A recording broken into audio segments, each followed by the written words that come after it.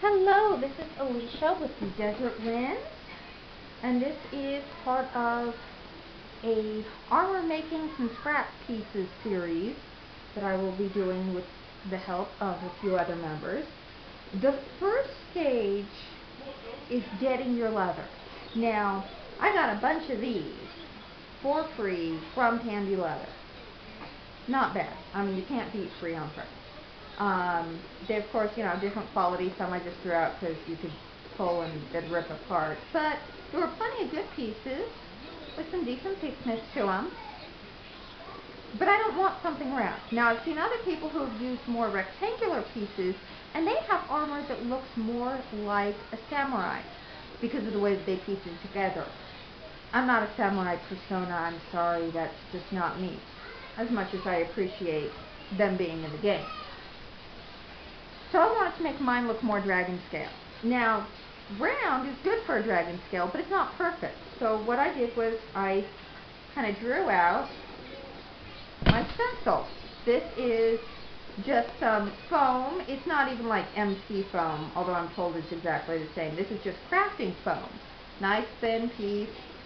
I simply took my round piece, put it on top of the foam, drew it out so I knew how big the thing is, and then drew out exactly what I wanted the scales to look like, cut it out. Now, I do this out of foam as opposed to paper or even cardboard because I've noticed that when I'm tracing at least and I'm trying to go around the edge, sometimes the paper or whatever will flip up and my pen goes underneath it, and I don't want that.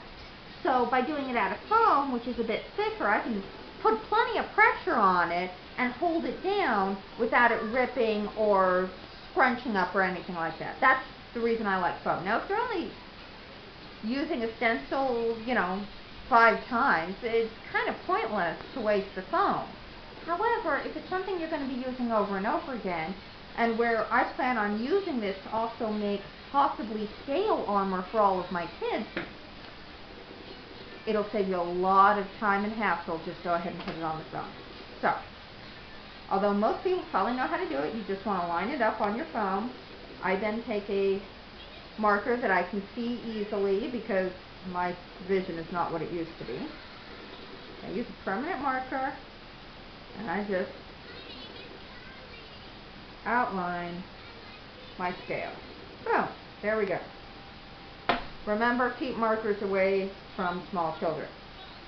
Put that away, here I go. Now, I always try and cut just inside of the line because I don't want the line on any piece of my thing, on any piece of my leather. Even though I'm going to be dyeing it, that's black permanent marker. I don't think the dye is really going to make a difference on that. And it will make a difference if all of my pieces have a little bit of black edging on them when the judges go to score it, if it ends up going into an A&S. So just something to think about. Now, I probably should have talked about this. These are my leather scissors. These are actual leather scissors. You can kind of tell because of where it's bolted together, it changes the angles.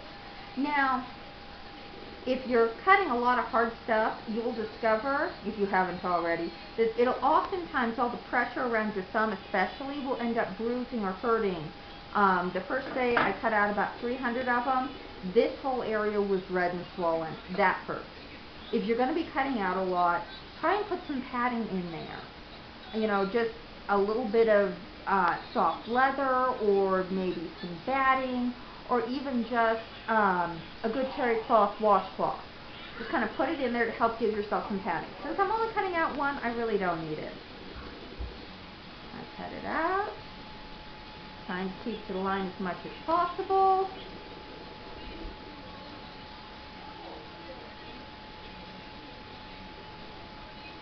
And there we go. Now I've got my leather scale.